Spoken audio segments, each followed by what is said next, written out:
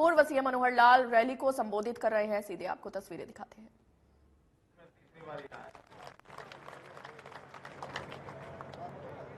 मित्रों, मंच पर विराजमान चौधरी धर्मवीर जी जो अभी भी सांसद हैं और आपके ऐसे इरादे बता रहे हैं कि अगली बार इनको सांसद बिना मानो कोई नहीं।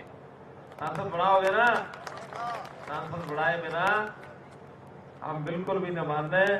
अच्छी बात है, हरियाणा सरकार में हमारे मंत्री जो अभी तक कृषि मंत्री थे, किसानी खेती बहुत जरूरी है, लेकिन इससे जरूरी भी सरकार का खजाना होता है। तो अब ये खजाने के मंत्री बने, चाबी इनके पास दे दी है, हरियाणा को जैसा चलाना चाहे वैसे चलाए। तीसरी भाई बहनों, बहुत ही हमारे जुझारू नौजवान साथी पार्टी के जिला अध्यक्ष भाई मुकेश गौड़ जी, और जो आपके इस इलाके में गांव-गांव में आपकी सेवा कर रहे हैं, और जब भी मैं इनको मिला हूं 2, 4, 10 काम तो इन्होंने ऐसे बताए, मुझे भी करता है कि ये काम ऐसे बता रहे जरूर होने चाहिए। इसलिए हमेशा इनकी बात को मान करके कितने काम इस इलाके के इन्होंने कराए हैं। ऐसे हमारे शशि परमार जी जो आपके यहाँ के प्रत्याशी रहे, पूर्व में पार्टी के जिला अध्यक्ष भाई शंकर दुप्पड़ जी, अभी चेयरमैन जिला परिषद बहन अनीता मलिक जी, ठाकुर विक्रम सिंह जी, रविंद्र जी बापोड़ा, मीना बहन परमार, शिव कुमार जी पाराशर, हर्षवर्धन जी हमारे जो भी मंच संचालन कर रहे थे, हमारे हर्षवर्धन मान, अनिल शर्मा, और चारों मंडलाध्यक्ष मंच पर बैठे, सामने बैठे सभी हमारे बुजुर्गों, नौजवान साथियों, माताओं बहनों, पत्रकार छायाकार मित्रों, चुनाव की रैली में ये तो आपको पता ही है, जो रिवाज बाकी रैलियों में होता वो रिवाज यहां नहीं होता। बाकी रैलियां करते हैं तो कुछ ना कुछ घोषणाएं करके जाते हैं, कोई शिलान्यास करते हैं, कोई उद्घाटन करते हैं, कोई ना कोई चीज अपने हाथ से अपने मुंह से सरकार की ओर से जो दिया जाता है वो छोड़ के जाते हैं। लेकिन जब चुनावी रैली होती है तो उस समय दे के जाने की बात नहीं, उस दिन जो वक्ता आता है आपसे कुछ लेने आता है। मैं भी कुछ लेने आया हूं, बताओ क्या लेने आया हूं? बताओ जोर से, क्या लेने आया हूं?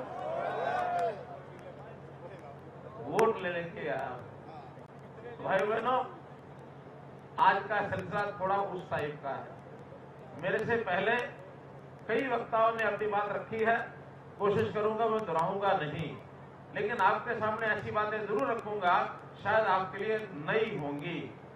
बात करते समय मुझे ध्यान में आ रहा है कि कुछ बंधु हमारे इधर धूप में खड़े हैं। अच्छा इस बात छाया में हो जाओ, तो वैसे तो इस इलाके को धूप सड़ने की आदत है, ठीक है ना, क्योंकि इलाका ही ऐसा। फिर भी जरा छाया में आ जाओ, अच्छा लगेगा। धूप में ठीक है, चलो फिर तो इस टेंट की जरूरत भी क्या थी, सारे आपके सारे ले जाते हैं। बहुत धन्यवाद आपका कि हिम्मत आदमी है। तुम्हें आपके सामने बाकी वक्ता भी बोल गए हैं, हमारे मंच संचालक भी बीच में जो बच्चे करा रहे थे, कभी तो कहते थे मनोहर लाल, नहीं मुख्यमंत्री कहते थे, कभी कहते हैं पूर्व मुख्यमंत्री। भाइयों बहनों, मैं आपको एक ही विश्वास दिलाता हूं, अब मुझे मुख्यमंत्री तो हो ही नहीं, पूर्व मुख्यमंत्री कहने की भी जरूरत नहीं है। आप तो अपना भाई मनोहर लाल ये समझो कि लगातार आपके बीच में आता है। ठीक कहा हमारे चौधरी धर्मवीर जी ने कि जब पार्लियामेंट में जाना है तो इस संविधान से, इस लोकसभा से तो चौधरी धर्मवीर जी को आप चुन के भेजेंगे। और मुझे विश्वास है, क्योंकि मुझे भी पार्टी की ओर से करनाल लोकसभा से चुनाव लड़ने की बात कही गई है। जरूर हम दोनों कंधे से कंधा मिला करके जब पार्लियामेंट में खड़े होंगे तो इस इलाके की बात करेंगे, पूरे हरियाणा प्रदेश की बात करेंगे। जितने काम छूटे हैं, चाहे इन्होंने इंफ्रास्ट्रक्चर की बात कही है उसको पूरा करेंगे, पानी की बात कही है, पानी की बात तुम करने भी लग गए हैं। अभी आपको पता होगा हमने एक योजना बनाई है, हथनी कुंड से लेकर के और एक पाइपलाइन कम से कम 500 क्यूसेक पानी उसमें होगा, और यहाँ इस दक्षिण हरियाणा के किसी जगह पर, वो फिर लोहारू के पास होगा या करू के पास होगा या दादरी के पास होगा, एक बड़ा रिजर्वायर बनाया जाएगा कि बरसात के दिनों में अगर उसमें पानी हमने भर लिया तो बरसात के बाद 8-9 महीने जब पानी जरूरत होती है उस रिजर्वायर में से निकाल के पूरे इस इलाके में पानी की कोई कमी नहीं रहेगी। ये प्लानिंग बढ़ चुकी है। आखिर पानी ऐसी चीज है जिसके बिना जीवन संभव नहीं है, खेती संभव नहीं है, हमारे पशु भी नहीं पढ़ सकते। तो इसलिए पानी की जो जरूरत होती है ये जीवन के लिए बहुत जरूरी होता है। जल ही जीवन है। तो इस इलाके से मैं इस इलाके की पानी की जो समस्या है उसको समझता हूं। ये हरियाणा सरकार अभी की आपकी सरकार है, पिछले 8 साल में कि जो चौधरी बंसीलाल जी ने नाले खाले बनाए थे, लेकिन पानी बहुत थोड़े दिन चला उनमें। जब हमें पता लगा कि 300 टेल ऐसी हैं जहां पानी नहीं पहुंचा, उस 300 टेल में से 3 साल पहले हमने 293 टेल के ऊपर पानी पहुंचाया। जेपी दलाल उसके गवाह हैं जो मुझे लेके गए थे। कौन सा गांव ऊंट पर सवारी करी थी हमने? पाजू गांव तक पानी हमने पहुंचाया। इस सारे इलाके में भी अगर सबसे ज्यादा डिमांड आती है तो पानी की आती है। नाले खाले पाइपलाइन और शायद बजट भी हमने जो भिवानी जिले का, चरखी दादरी जिले का बजट बांट दिया है, शायद और किसी जिले में इरिगेशन का, सिंचाई का इतना बजट नहीं लगा है। चाहे हमारी पाइपलाइन जो लिफ्ट इरिगेशन है उसको उठा करके भी पावर हाउस बड़े बड़े लगा करके दक्षिण हरियाणा में पानी पहुंचाया है। मित्रों, ये दोनों चीजें जो बताई गई हैं बहुत महत्वपूर्ण है, इसका मैं आपको विश्वास दिलाता हूं। पिछले 10 साल में मोदी जी की सरकार ने या आपकी हरियाणा सरकार ने बहुत काम किए हैं। गिनाऊंगा तो शाम हो जाएगी, लेकिन यहां मैं इस बात का उल्लेख करना चाहता हूं कि इन कामों के कारण से कांग्रेस बौखला गई है।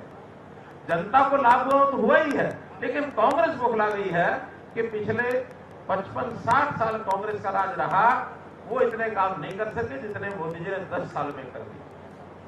और इसके कारण से उसकी बौखलाहट बढ़ती जा रही है। एक बौखलाहट तो है कि यहाँ काम ज्यादा 10 साल में कर दिए, दूसरी बौखलाहट है कि हार का डर सता रहा।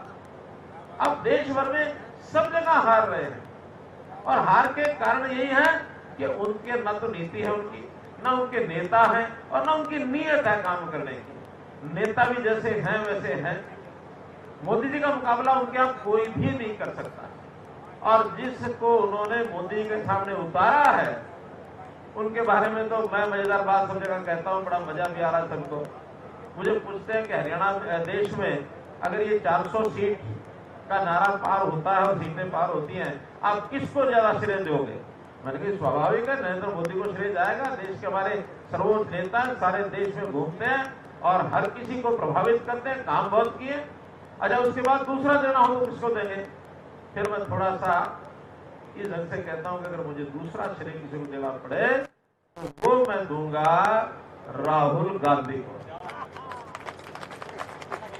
कि जितना राहुल गांधी जिस प्रकार से घूम रहे हैं, जैसा बोल रहे हैं, जैसे उनके संस्कार हैं, जैसी वाणी भाषा है, उसमें से भाजपा को फायदा बहुत होता है। वो कहते हैं कि एक गांव में एक नौजवान अपनी बुढ़िया मां से कहता है कि मां, गांव का नंबरदार बहुत बूढ़ा हो लिया, 95 साल का हो लिया। अब आदमी का भरोसा नहीं होता, 95 साल बाद पता नहीं कब लंबा हो जाए। अगर ये मर गया तो कौन बनेगा? तो बोले उसका बड़ा बेटा वो बनेगा।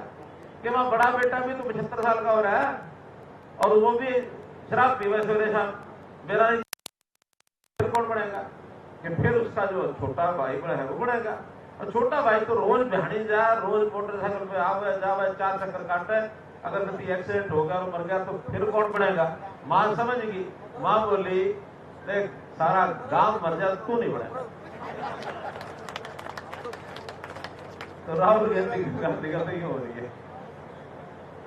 जितना जल्दी राहुल गांधी को कांग्रेस अपने रास्ते से हटा ले, शायद मुकाबले में कुछ खड़ा भी हो जाएगा। वरना तो राहुल गांधी कहता मैं गांधी जी का अनुयायी हूं, मैं महात्मा गांधी की रास्ते पर बताया पर चलता हूं। हम कहते हैं राहुल गांधी के कामों का तो पासंग भी कोई, पासंग भी नहीं है वो। हाँ, एक बात में राहुल गांधी के रास्ते पर, अपना महात्मा गांधी के रास्ते पर चल रहा है राहुल गांधी। वो क्या है? महात्मा गांधी ने 1947 में जब देश आजाद हुआ तो उन्होंने सलाह दी थी कि भाई देखो, कांग्रेस का काम था देश को आजादी दिलाना। देश में आजादी आ गई, अब कांग्रेस को लपेट दो, कांग्रेस को भंग कर दो और नई पार्टियां बनेगी, उनका मुकाबला होगा जो अच्छी विचारधारा, अच्छे काम करेगा वो राज करेगा। लेकिन नेहरू जैसे नेता वो कर लगे ना, हमने तो आजादी ली है, हम तो बिना जनता से पूछे, बिना चुनाव लड़े राज करेंगे। और सन 47 में देश आजाद होते ही सबसे पहला प्रधानमंत्री बिना इलेक्शन लड़े जवाहरलाल नेहरू बन गया।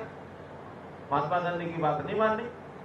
आज मुझे लगता है कि महात्मा गांधी ने जो बात उस टाइम कही थी कि कांग्रेस को खत्म कर दो, कोई कर नहीं सका। अब तो ये जोड़ी कौन सी, नरेंद्र मोदी जी की और राहुल गांधी की। नरेंद्र मोदी ने कहा कि कांग्रेस मुक्त हरियाणा देश, कांग्रेस मुक्त भारत बना दो, कांग्रेस को खत्म कर दो, और उसको स्वीकार कर लिया राहुल गांधी ने। ठीक है जी, आपकी बात मैं मनवाऊंगा, मैं कांग्रेस को खत्म करूंगा। राहुल गांधी ने शुरू कर दिया। उसको हिसाब किताब नहीं लगाना आता, उसको बोलना नहीं आता, उसको देश का ज्ञान नहीं है, पश्चिमी सभ्यता में पड़ा हुआ है। हिसाब किताब बताता हूं। उन्होंने ये कहा पिछले दिनों में, एक घोषणा पत्र जारी किया कि हमारी सरकार अगर आएगी, पहली बात तो अगर लगा के वो भी कह रहे हैं, हमें पता है कि ना 9 मण तेल होगा ना राधा नाच। ये कहावत है, ये आएगी नहीं तो फिर बोलते रहो कुछ भी, कि बोला जब आएगी तो हम हर गरीब महिला को और हर गरीब नौजवान को 1 लाख रुपया साल का देंगे। अब हिसाब लगा हुआ है तो उसमें पता लगेगा कि अगर 1 लाख रुपया अगर एक नौजवान और एक महिला को देना शुरू करेंगे तो हमारे देश का टोटल बजट, हमारे मंच के नेता जानते होंगे, 46,55,000 करोड़ है। 46 लाख करोड़, चलो 48 हो गया होगा। और ये सारा हिसाब लगा देंगे कि हर एक गरीब आदमी को, गरीब महिला को 1 लाख रुपया साल का वो देने लग गए, उनके बैंक के खातों में जमा कराने पड़ गए, तो ये जो 48 लाख करोड़ रुपया है ये सारा खत्म हो जाएगा, फिर भी वो वादा पूरा नहीं होगा। ये इनका हिसाब किताब। हमारे से किसी को बहस करनी हो तो हमारे से आगे कर लो।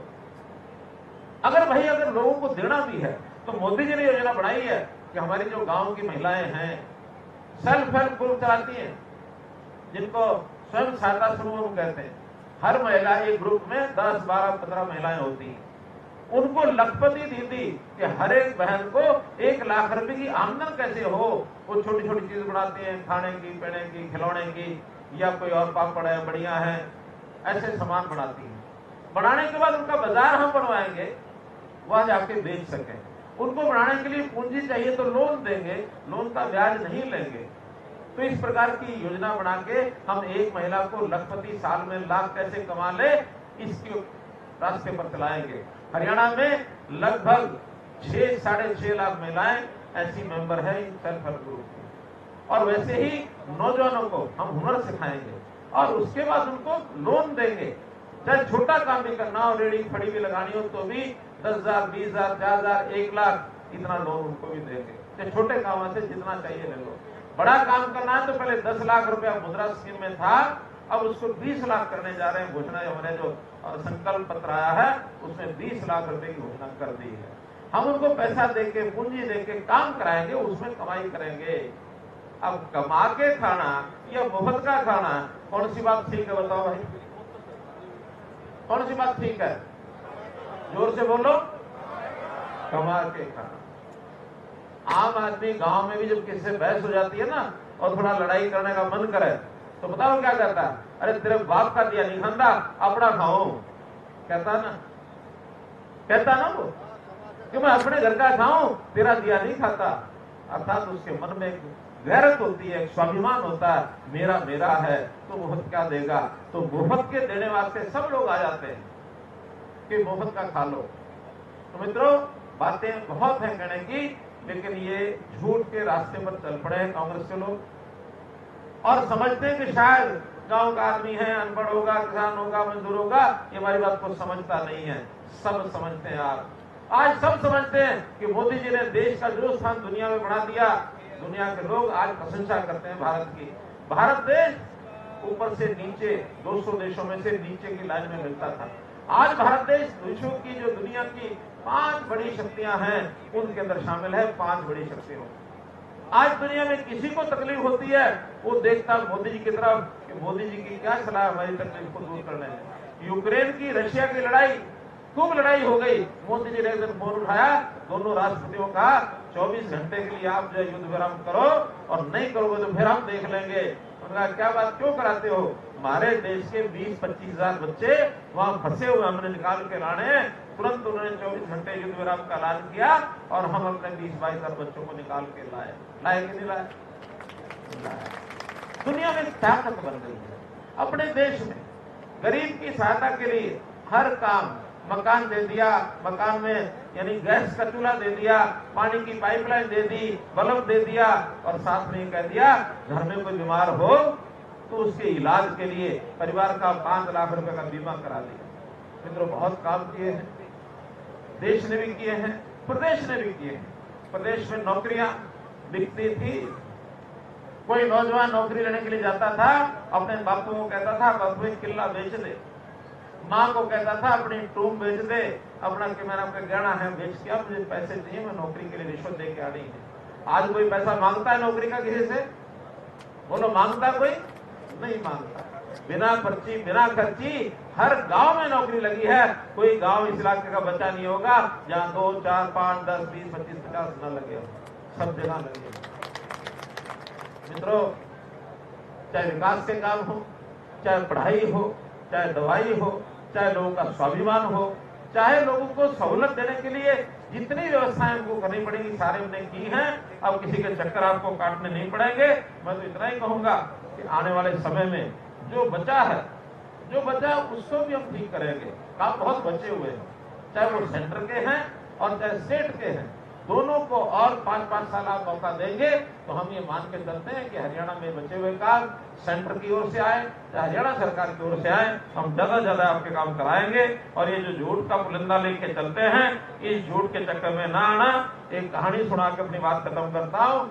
एक बार एक गांव में एक आदमी रुक्का मारने लग गया कि 100 रुपये में जिंदगी भर बैठ के मुफ्त खाओ, 100 रुपये में जिंदगी भर बैठ के खाओ। वो तो नहीं 100 रुपये ले रहा था कि 100 रुपये में जिंदगी भर खाओ। बाहर आदमी गया, देखा भी 100 रुपये में जिंदगी खाना वाला बैठ के खाओ, तो कैसे बैठ के खाएंगे देखो तो सही। तो बोला कैसे खाओगे भाई? कि देखो मैं चटाई बेच रहा हूँ, इस चटाई को खरीदो, इसको बैठ और खाओ। तो ऐसा झूठ ये हमारे राहुल गांधी बोलते हैं कि जिसके आगे पीछे फिक्र कोई नहीं है। आप लोग इनके कैंडिडेट से भी सावधान रहो। और भिवानी जिला, एक और बताता हूं, ये राजनीति की वर्कशॉप है। राजनीति की वर्कशॉप में आपने बहुत सिस्टम देखे, बहुत लोग देखे, बहुत नेता देखे। जितने बड़े बड़े घराने उनके नेता यहाँ सब आते रहे हैं। चौधरी बंसीलाल जी का तो सब नाम लेते ही हैं, और भी नेताओं के बेटे बेटे यहाँ आके कुछ ना कुछ करते रहे हैं। किसी के भी चक्कर में ना आना, किसी के फेर में नहीं आना। हम अपने चौधरी धर्मवीर सिंह जी को, जिनको पिछली बार हमने लोकसभा में जिताया था, और पिछली बार और उससे पिछली बार भी दोनों बार चौधरी धर्मवीर जी को हमने जिताया। तीसरी बार फिर से, जैसे मोदी जी को देश में प्रधानमंत्री तीसरी बार बनाने के लिए सब तैयार हैं, हम भी चौधरी धर्मवीर जी को पूरे इस इलाके में एक बात कह के, मुझे याद आती बीच में, आज एक बहुत बड़ा विषय हमारे जेपी दलाल जी ने छेड़ दिया। अब वो पता नहीं आप क्या समझे क्या नहीं समझे, हमको देंगे चैलेंज दिया उन्होंने। क्या? फिलहाल लोहारू जो है तो शाम से 1000 वोट ज्यादा रहेगा। अब ये चैलेंज है आपके लिए, लोहारू ज्यादा रखना है तो शाम ज्यादा रखना है। तो भाई इनकी बात चैलेंज है, पासा फेंक दिया इन्होंने, ठीक है। वैसे तो एक पासा चौधरी धर्मवीर जी ने फेंका था, इन्होंने फेंका था। क्या? हाँ, इन्होंने कहा था करनाल से ज्यादा वोट लेंगे। मैंने देखो खेल के नियमों के खिलाफ बोल रहे हो, लेकिन कैसे? कि भाई करनाल से अगर ज्यादा वोट लेंगे तो मुझे अपील के लिए क्यों बुलाया यहाँ पे? अब पार्टी का धर्म है, वोट तो मैं मांगूंगा। उस दिन ये मेरे से तो विड्रा करके ना करनाल को आगे रहने दो। मैंने भी कह दिया कोई बात नहीं, हमारे साथी हैं और मैं 2 बार के पहले सांसद हैं, मैं तो पहली बार बढ़ूंगा, इसलिए करनाल से ज्यादा आप ले लेना, मैं थोड़ी सहायता कर दूंगा, इसलिए करनाल से ज्यादा भिवानी के करा दूंगा। मेरे जितना बस चलेगा मैं अपील कर दूंगा। इसलिए भाइयों, अब ये फैसला आपने करना है कि करनाल से भी ऊपर रखना है भिवानी को, और तोशाम को लोहारू से आगे रखना है। रख लोगे? रख लोगे? बहुत बहुत धन्यवाद, बहुत बहुत आभार।